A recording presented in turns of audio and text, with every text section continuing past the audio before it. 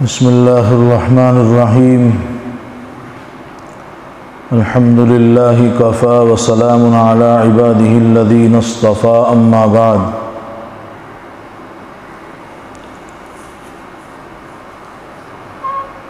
قال اللہ تبارک وتعالی فی کلامہ الکریم اعوذ باللہ من الشیطان الرجیم بسم اللہ الرحمن الرحیم ربنا وابعث فیہم رسولا منہم یتلو علیہم آیاتک ویعلمہم الکتاب والحکمت ویزکیہم انک انت العزیز الحکیم صدق اللہ العظیم ربنا وابعث فیہم رسولا منہم یتلو علیہم آیاتک، اے ہمارے پروردگار بھیج ان میں ایک رسول انہی میں کا کہ پڑھے ان پر تیری آیتیں، وَيُعَلِّمُهُمُ الْكِتَابَ وَالْحِكْمَةَ، اور سکھلائے ان کو کتاب اور تہ کی باتیں، وَيُزَكِّيهِمْ، اور پاک کرے ان کو، اِنَّكَ أَنْتَ الْعَزِيزُ الْحَكِيمُ، بے شک تو ہی ہے بہت زبردست بڑی حکمت والا۔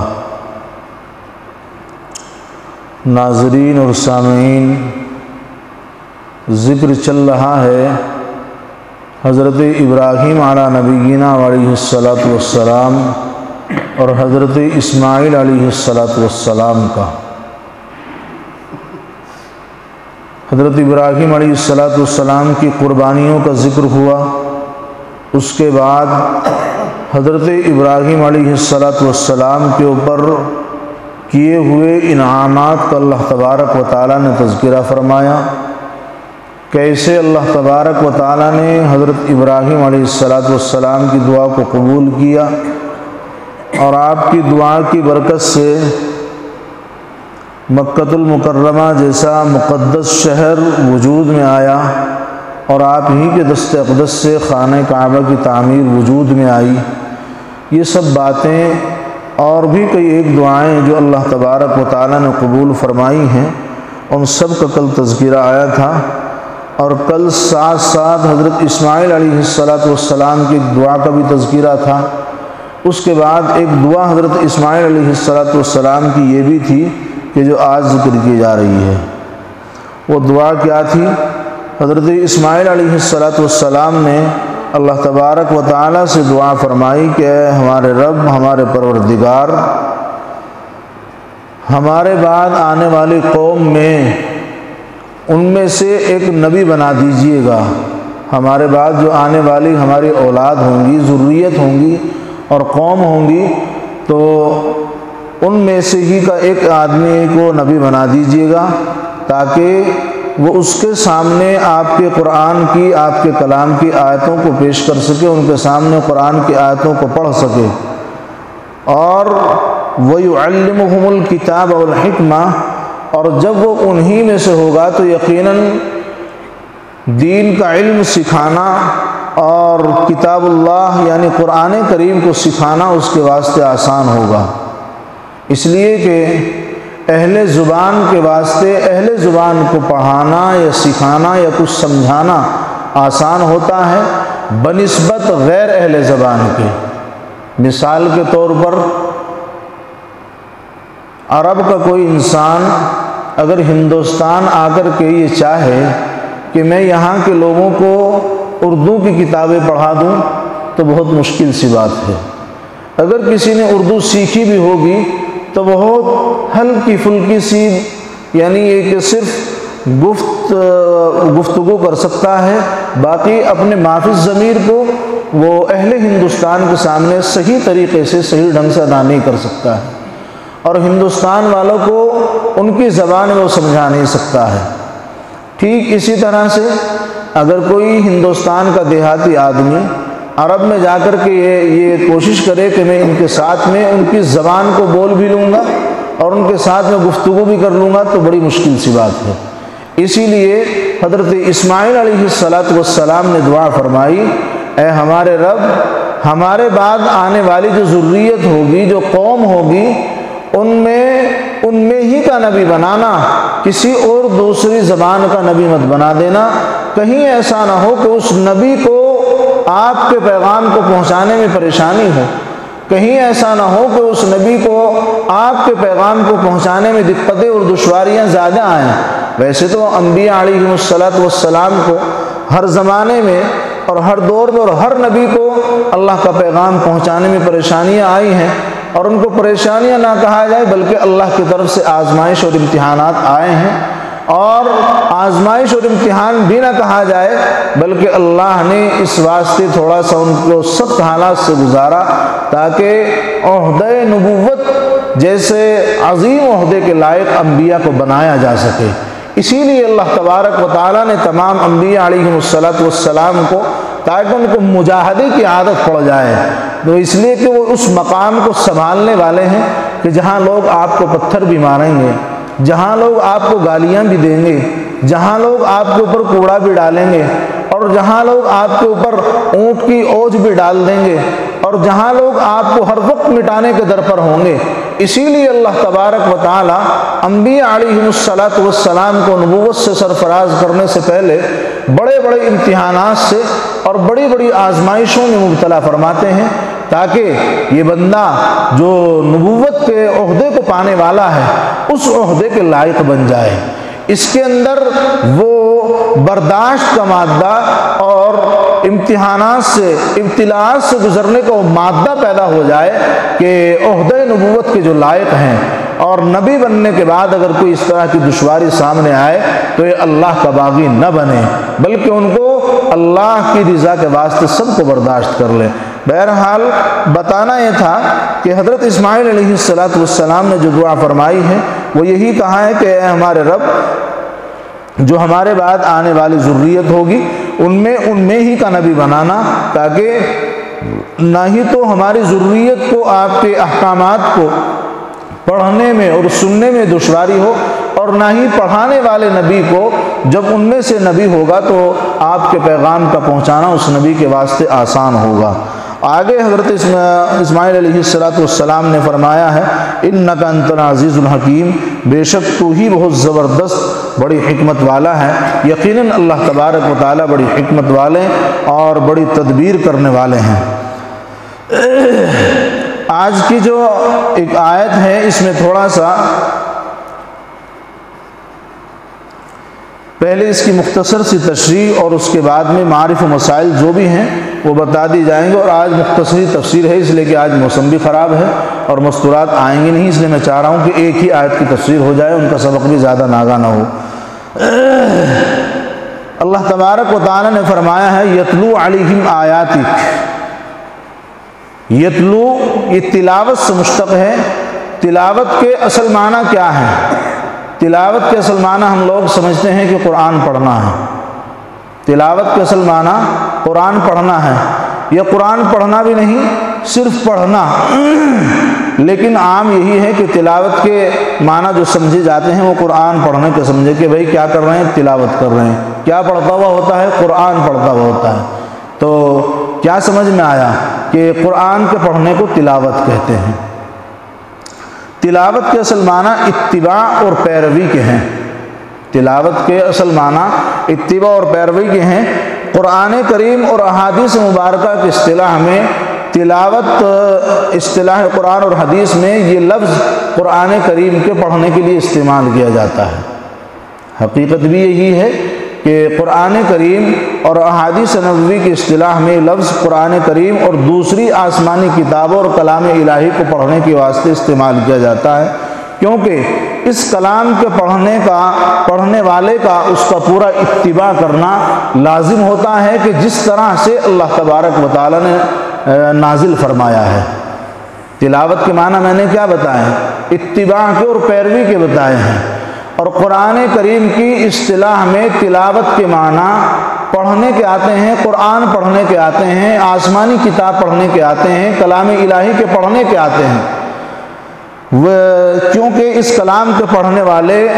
کے اوپر اس کا پورے طریقے پر اتباع کرنا لازم ہوتا ہے، جس طرح سے اللہ تبارک و تعالیٰ کی طرف سے نازل کیا گیا ہے، ٹھیک اسی طرح پڑھنا ضروری ہے، نہ اس میں کمی کر سکتا ہے نہ اس میں زیادتی کر سکتا ہے۔ اس لیے تلاوت کے معنی اگر یہ کہا جائے کہ اتباع اور پیروی کے ہیں تو یہ غلط نہیں ہوگا بلکہ درست ہوگا۔ امام راغب اصفہانی رحمۃ اللہ علیہ نے یہ کہا ہے کہ مفردات القرآن، ان کی کتاب ہے مفردات القرآن، اس کے اندر امام راغب اصفہانی رحمۃ اللہ علیہ نے فرمایا ہے کہ کلام الہی کے سوا دوسری کتاب کے پڑھنے کے واسطے عرفاً تلاوت کا لفظ استعمال نہیں کیا جا سکتا ہے۔ تلاوت کا لفظ یعنی قرآن کریم کے پڑھنے ہی کے واسطے استعمال کیا جا سکتا ہے، اس کے علاوہ دوسری کتابوں کے واسطے قرآن تلاوت کا لفظ استعمال نہیں کیا جا سکتا ہے۔ آگے اللہ تبارک و تعالیٰ نے ارشاد فرمایا ہے وَيُعَلِّمُهُمُ الْكِتَابَ وَالْحِكْمَةَ، اس میں کتاب سے مراد کتاب اللہ ہے، اور حکمت یہ عربی کا لفظ ہے، اس کے کئی ایک معنی آتے ہیں اور یہ کئی ایک معانی کے واسطے استعمال ہوتا ہے، جیسے حق پر پہنچنا، عدل و انصاف، علم و حلم وغیرہ، اس کے کئی ایک معانی آتے ہیں۔ اور امام راغب اصفہانی رحمۃ اللہ علیہ لکھتے ہیں کہ لفظ جب اللہ تبارک و تعالیٰ کے لیے بولا جاتا ہے تو اس کے معنی تمام اشیاء کی پوری معرفت اور مستحکم ایجاد کرنے کے ہوتے ہیں۔ امام راغب اصفہانی کہتے ہیں کہ جب یہ لفظ یعنی لفظ حکمت اللہ تبارک و تعالیٰ کی طرف نسبت کر کے بولا جائے تو اس کے معنی تمام اشیاء کی پوری معرفت اور مستحکم ایجاد کے ہوتے ہیں، اور جب غیر اللہ کے لیے بولا جائے تو اس کے معنی اور ہو جاتے ہیں، یعنی موجودات صحیح معرفت اور نیک اعمال کے لیے اس کو استعمال کیا جاتا ہے۔ ترجمہ شیخ الہند کے اندر بھی یہی اس کے معنی لیے گئے ہیں، اردو میں اس کا ترجمہ کیا گیا ہے تہ کی باتیں، جیسا کہ میں نے بھی ترجمہ کرتے ہوئے اس کا یہی ترجمہ کیا ہے تہ کی باتیں، اسی مفہوم کو ادا کرتا ہے۔ اور لفظ حکمت عربی زبان میں کئی معنی کے لیے بولا جاتا ہے، علم صحیح، نیک عمل، عدل و انصاف، قول اور صدق وغیرہ یہ ان کے واسطے استعمال ہوتا ہے۔ اس لیے دیکھنا یہ ہے کہ اس آیت میں لفظ حکمت سے کیا مراد ہے۔ مفسرین صحابہ رضوان اللہ کی تعالی علیہم اجمعین اور تابعین رحمہم اللہ جو معانی قرآن کی تشریح حضرت صلی اللہ علیہ وسلم سے سیکھ کر کرتے ہیں، اس جگہ لفظ حکمت کے معنی بیان کرنے میں اگرچہ ان کے الفاظ مختلف ہیں لیکن خلاصہ سب کا ایک ہی ہے، یعنی سنت رسول صلی اللہ علیہ وسلم کی اتباع، سنت رسول صلی اللہ علیہ وسلم کی اتباع۔ امام تفسیر ابن کثیر اور ابن جریر نے حضرت قتادہ رضی اللہ عنہ سے یہی تفسیر نقل کی ہے، کسی نے تفسیر قرآن اور کسی نے تفقہ فی الدین فرمایا ہے اور کسی نے علم احکام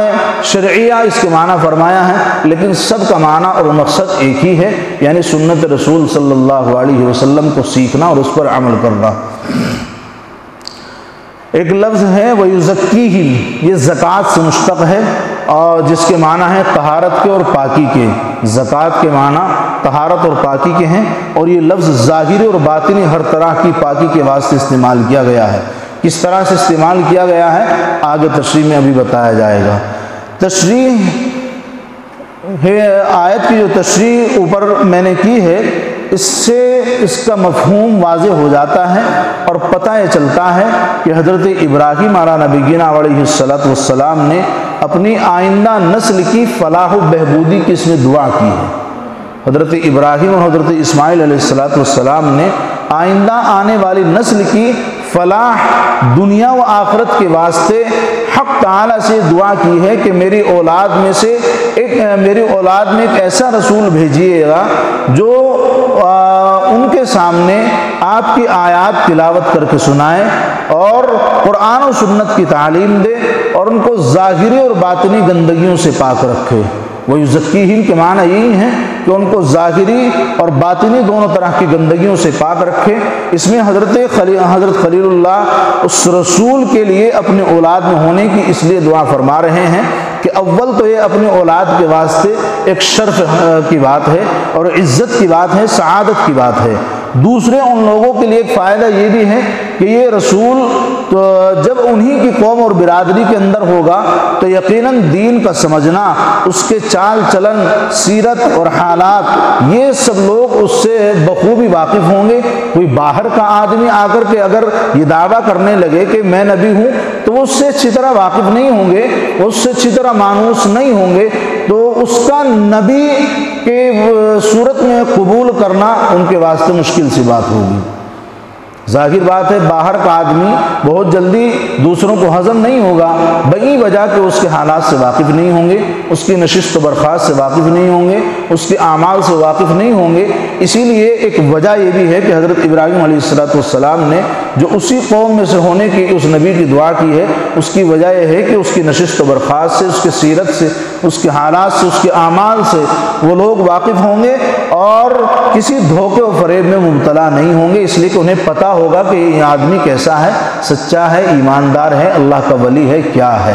یہ حکمت ہے اسی قوم میں سے اس نبی کے ہونے کی دعا کرنے کی۔ حدیث میں ہے کہ حضرت ابراہیم علیہ السلام کو اس دعا کا جواب ملا اور اللہ تبارک و تعالیٰ نے آپ کی دعا کو قبول فرما لیا، اور یہ رسول آخری زمانے میں بھیجے جائیں گے۔ اللہ نے حضرت ابراہیم علیہ السلام کو پیغام دیا کہ آپ کی ذریت میں سے جو رسول بھیجے جائیں گے وہ اخیر زمانے میں بھیجے جائیں گے، اور ویسا ہی ہوا۔ نبی کے آگے پھر مفسرین کرام لکھتے ہیں کہ نبی کریم صلی اللہ علیہ وسلم کی بعثت کی کچھ خصوصیات کو پھر مفسرین نے اس کے تحت ذکر کیا ہے کہ جیسا کہ حضرت ابراہیم علیہ السلام نے دعا فرمائی ہے کہ اس طرح کا رسول ہونا چاہیے، تو پھر آپ علیہ السلام کی خصوصیات کو ذکر کرتے ہوئے مفسرین نے لکھا ہے کہ مسند احمد کی ایک حدیث میں ہے حضرت صلی اللہ علیہ وسلم نے فرمایا کہ میں اللہ کے نزدیک خاتم النبیین اس وقت تھا جب کہ حضرت آدم علیہ السلام کا خمیر تیار بھی نہیں ہوا تھا۔ آپ کے وجود سے پہلے، آپ کا خمیر تیار ہونے سے پہلے، اور آپ آدم علیہ السلام پیدا بھی نہیں ہوئے تھے بلکہ ان کا خمیر ہی تیار ہو رہا تھا، اور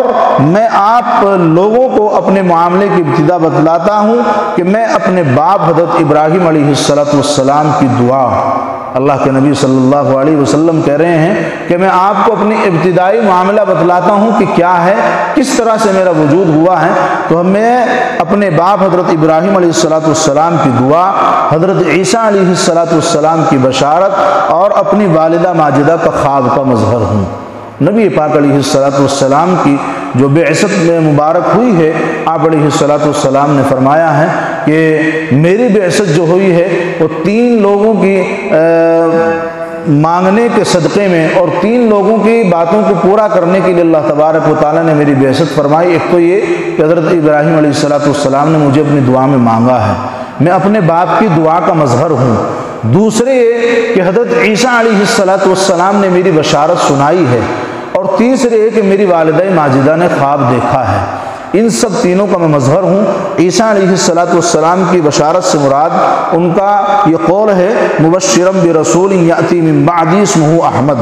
حضرت عیسیٰ علیہ السلام یہ بشارت امت کو سنا کر کے گئے ہیں کہ میرے بعد ایک نبی آنے والا ہوگا جس کی اتباع و پیروی کرنا تمہارے اوپر لازم ہوگا، جس کا نام احمد ہوگا۔ یہ حضرت عیسیٰ علیہ السلام کی بشارت کا مظہر ہے۔ اور والدہ ماجدہ نے حالت حمل میں ایک خواب دیکھا تھا کہ میرے بطن سے ایک نور نکلا جس سے ملک شام کے تمام محلات جگمگا اٹھے ہیں۔ اور پھر قرآن میں حضرت صلی اللہ علیہ وسلم کی بعثت کا تذکرہ کرتے ہوئے 2 جگہ سورہ آل عمران آیت نمبر 164 اور سورہ جمعہ آیت نمبر 2 میں انہی الفاظ کا اعادہ کیا گیا ہے جو حضرت ابراہیم علیہ السلام نے اپنی دعا میں فرمایا ہے۔ اور اپنی دعا میں جو جن الفاظ کو یہاں بھی ذکر کیا گیا ہے جس میں اس بات کی طرف اشارہ ہے کہ حضرت ابراہیم علیہ السلام نے جس رسول کے بھیجنے کی دعا فرمائی ہے وہ نبی کریم صلی اللہ علیہ وسلم ہی ہیں۔ اور آیت کے الفاظ کی تشریح، اس کا مفہوم واضح ہو جانے کے بعد اس پر غور کیا جائے تو پتہ چلتا ہے کہ یقیناً اللہ تبارک و تعالیٰ نے حضرت ابراہیم علیہ السلام کو اشارہ دیا تھا۔ جب حضرت ابراہیم علیہ السلام نے دعا کی تو اللہ نے آگے ذکر فرمایا ہے، مفسرین نے لکھا ہے کہ اللہ تبارک و تعالیٰ نے حضرت ابراہیم علیہ السلام کی دعا کو قبول کیا، اور غیب سے آواز آئی کہ آپ کی دعا کو ہم قبول کر رہے ہیں۔ اور یہ نبی جس کی آپ تمنا کر رہے ہیں ان کو اخیر زمانے میں بھیجا جائے گا۔ تو اخیر میں آنے والے کون ہیں؟ نبی کریم صلی اللہ علیہ وسلم ہیں۔ تو آپ کی دعا قبول ہوئی، اور آپ کی دعا قبول ہونے کے بعد ہی اللہ کے نبی صلی اللہ علیہ وسلم کو اس دنیا کے اندر بھیجا گیا۔ اچھا، نبی کریم پھر مفسرین نے آگے لکھا ہے کہ اللہ کے نبی صلی اللہ علیہ وسلم کی بعثت کا مقصد کیا تھا، کیوں نبی پاک علیہ السلام کو اس دنیا کے اندر بھیجا گیا؟ ویسے تو علماء نے جہاں اور بہت سارے مقاصد لکھے ہیں، لیکن حضرت مفتی محمد شفیع صاحب رحمۃ اللہ علیہ لکھتے ہیں کہ سورہ بقرہ کی اس آیت میں اور سورہ آل عمران اور سورہ جمعہ کی آیات میں حضرت صلی اللہ علیہ وسلم کے آنے کا اور آپ علیہ السلام کے متعلق ایک ہی مضمون، ایک ہی طرح کے الفاظ میں آیا ہے، جن میں حضرت صلی اللہ علیہ وسلم کے اس دنیا میں تشریف لانے کے مقاصد کو بیان کیا گیا ہے۔ آپ علیہ السلام کے عہدۂ نبوت اور رسالت کے فرائض منصبی تین بیان کیے گئے ہیں کہ عہدۂ نبوت کا کام کیا ہے، آپ کے منصب کے فرائض کیا ہیں، آپ کو کس واسطے اس دنیا کے اندر بھیجا گیا ہے، کیوں اللہ تبارک و تعالیٰ نے آپ کو اس دنیا کے اندر بھیجا ہے۔ تو اس کے وہ تین چیزیں ہیں۔ نمبر ایک، تلاوت آیات، یعنی قرآن کریم کو پڑھنا، اور پھر آگے دوسرے تعلیم کتاب و حکمت، یعنی اس کو سکھانا اور لوگوں کو حکمت سکھانا، حکمت والی نہیں حکیم جی والی، بلکہ دوسری حکمت مراد ہے۔ تیسرے، لوگوں کا تزکیہ اخلاق، یعنی جس کو پیچھے تعبیر کیا گیا ہے کہ لوگوں کو ظاہری گندگی سے بھی پاک رکھنا اور باطنی گندگی سے بھی پاک رکھنا۔ اللہ کے نبی صلی اللہ علیہ وسلم کے اس دنیا میں بھیجنے کے تین مقصد بیان کیے گئے ہیں۔ پہلا مقصد ہے تلاوت آیات، یعنی تلاوت کا تعلق صرف الفاظ سے نہیں ہے، تلاوت کا تعلق معانی سے بھی ہے۔ جس طرح سے قرآن کریم کے الفاظ ضروری ہیں، اسی طرح سے اس کے معانی کا سیکھنا اور سکھانا بھی ضروری ہے۔ فلہٰذا سمجھ میں آیا کہ تفسیر کی مجلسیں مسجدوں میں ہونی چاہیے۔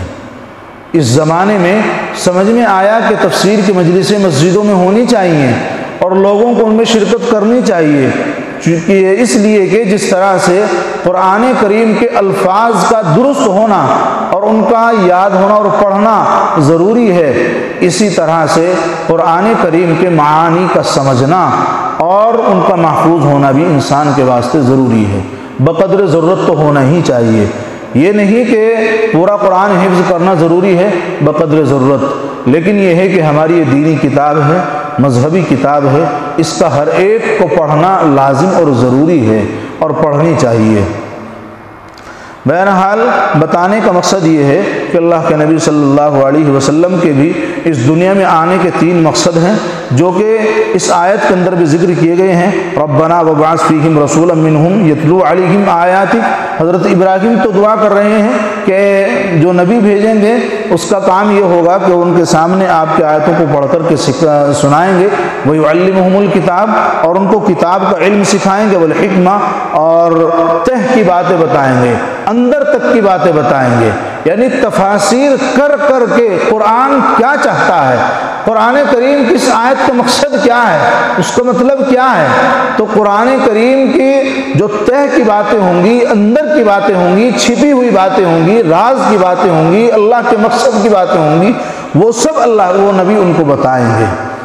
باقاعدہ طور پر لفظ استعمال کیا گیا ہے الگ سے، تو میں اسی لیے کہہ رہا ہوں، اسی لفظ کی روشنی میں کہہ رہا ہوں کہ قرآن کریم کی مجلسوں کا لگنا، تفاسیر کی مجلسوں کا لگنا ضروری ہے۔ کیوں؟ اس لیے کہ یہ کام کس کے سپرد تھا، یہ کام کس کے سپرد تھا، یہ کام انبیاء علی نبینا علیہ السلام کے سپرد تھا کہ وہ لوگوں کو قرآن کریم کی تعلیم دیں، لوگوں کو کتاب کا علم سکھائیں، اور پھر آگے ان کے ذمہ یہ بھی تھا کہ وہ تہ کی اور اندر کی باتیں لوگوں کو سکھائیں، اور آگے جو ذکر کیا ہے وَيُزَكِّيهِمْ، انبیاء ہی کے ذمہ تھا کہ وہ لوگوں کا تزکیہ کریں، لوگوں کو ظاہری اور باطنی گندگیوں سے بالکل پاک رکھیں۔ اب جب کہ انبیاء علیہ السلام اس دنیا کو خیر آباد کہہ گئے ہیں اور وہ اس دنیا سے پردہ فرما گئے ہیں، اور علماء کو کیا کہا ہے؟ العلماء ورثۃ الانبیاء، تو جو کام انبیاء کرتے تھے وہ وارثین کے ذمہ ہوا کہ نہیں؟ تو میں اسی لیے کہہ رہا ہوں، اس آیت کی اور اس لفظ کی روشنی میں کہہ رہا ہوں، جو کام انبیاء کے سپرد تھا اب وہ امت کے سپرد ہے، امت میں خواص کے سپرد ہے، علماء کے سپرد ہے۔ اس لیے میں تو یہ بھی کہتا ہوں کہ مجرم ہے وہ علماء کہ جنہوں نے علم دین کو سیکھا اور سیکھنے کے بعد اس کو دبا کر کے بیٹھ گئے، اپنے سینوں سے انہوں نے وہ شعاعیں جاری نہیں کی کہ جس سے طالبان علوم نبوت ان کی پیاس بجھتی اور امت کے نونہال آپ کے علم سے سیر ہوتے، ان کی علم کی پیاس بجھتی، اس معاشروں کے اندر جو پھیلی ہوئی برائیاں کم سے کم کسی درجے میں ان کے خاتمے کا آپ ذریعہ بنتے ہیں۔ اس لیے میں تو یہ کہتا ہوں کہ وہ علماء بڑے مجرم ہیں کہ جنہوں نے علم حاصل کر لیا، کاروباروں کے اندر لگ گئے۔ میں کہتا ہوں کہ کاروبار کرنا کوئی گناہ نہیں ہے، کاروبار کرنا انبیاء علیہ السلام کی سنت ہے، ہمارے علماء کا اصول ہے، لیکن علماء کے اصول کو پڑھیے گا، ان کی کاروباری زندگی کو پڑھیے گا۔ حضرت امام ابو حنیفہ رحمۃ اللہ علیہ، جن کے شریعت کی، جن کے دیے ہوئے مسائل کے ہم اتباع کرتے ہیں، ان کی زندگی کو پڑھیے گا، اللہ کے نبی صلی اللہ علیہ وسلم کی سیرت طیبہ کو پڑھیے گا، صحابہ کی زندگی کو پڑھیے گا۔ انہوں نے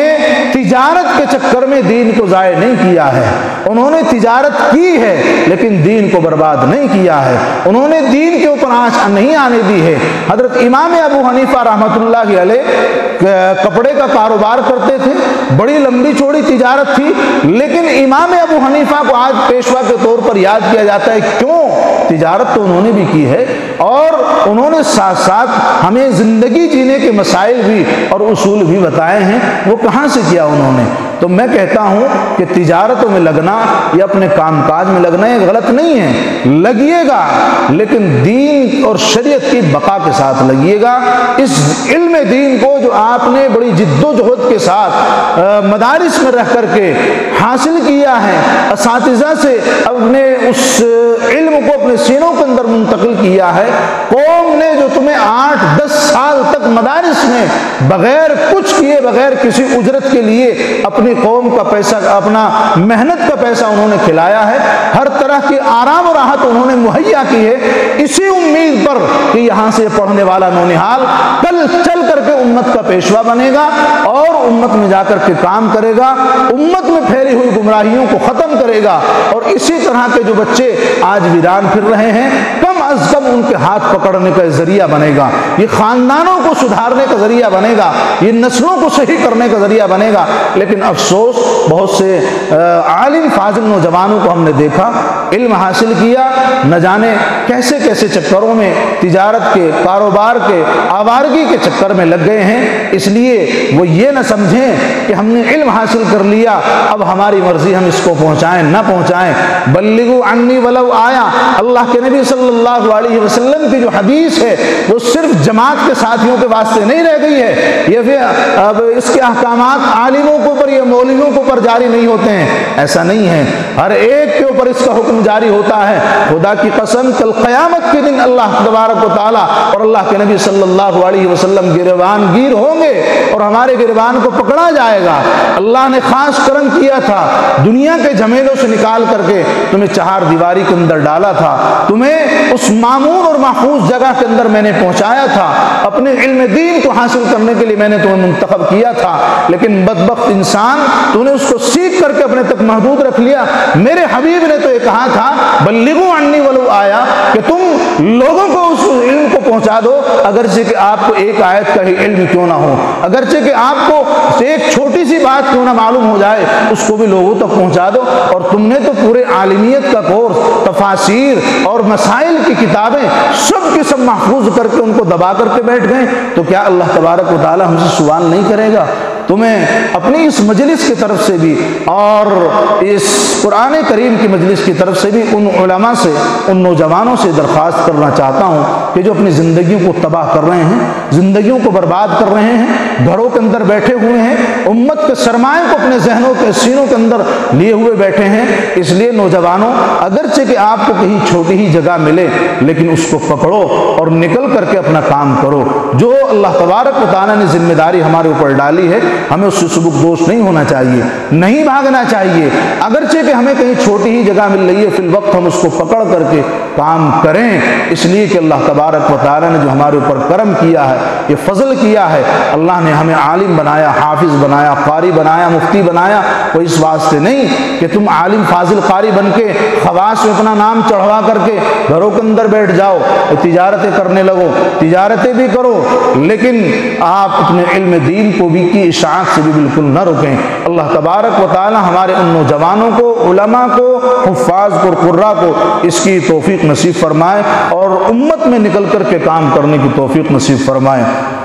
تو بتانے کا مقصد یہی تھا، اور اسی کے تحت یہ بات آئی ہے کہ جب اللہ کے نبی صلی اللہ علیہ وسلم اور دیگر انبیاء علیہم السلام نے جس کام کو کیا ہے تو ظاہر بات ہے ان کے وارثین اس کام کو انجام دیں گے۔ جب انبیاء اس دنیا سے پردہ فرما گئے ہیں تو لوگوں کو قرآن کی آیتیں کون سکھائے گا؟ علماء سکھائیں گے۔ لوگوں کو کتاب کا علم کون سکھائے گا؟ علماء سکھائیں گے۔ والحکمہ، لوگوں کو تفسیر کون پڑھائے گا؟ اس کا ترجمہ اگر یہ کیا جائے تو بھیجا نہیں ہوگا۔ لوگوں کو تفسیر کون پڑھائے گا؟ لوگوں کو اندر تک کی باتیں، اللہ کے مقاصد کو کون سمجھائے گا؟ اللہ نے جو اپنے کلام کے اندر راز چھپا کر کے رکھے ہیں، ان راز کو امت کے سامنے واضح کون کرے گا؟ یقیناً علماء کریں گے، اس لیے کہ علماء انبیاء کے وارث ہیں۔ وَيُزَكِّيهِمْ، ان کو ظاہری اور باطنی گندگیوں سے پاک کون کرے گا؟ علماء کریں گے۔ خانقاہوں کے اندر یہی تو ہوتا ہے، تزکیہ نفس، یعنی لوگوں سے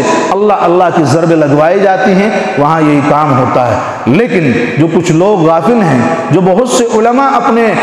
آپ کو اس امت کے کام سے، اس نبی کی وراثت والے کام سے سبکدوش کیے ہوئے ہیں، وہ بڑی غلطی کے اندر ہیں اور بڑی ہی خام خیالی کے اندر ہیں۔ میری ان سے اپنی اس تفسیر کے مجلس کی طرف سے درخواست ہے کہ برائے مہربانی وہ اپنے آپ کو اپنے اوپر سے غفلت کی چادر اتاریں اور یہ نبوت والا کام جس کے واسطے اللہ تبارک و تعالی نے ہمارے سینوں کو چنا ہے اور اللہ نے اپنے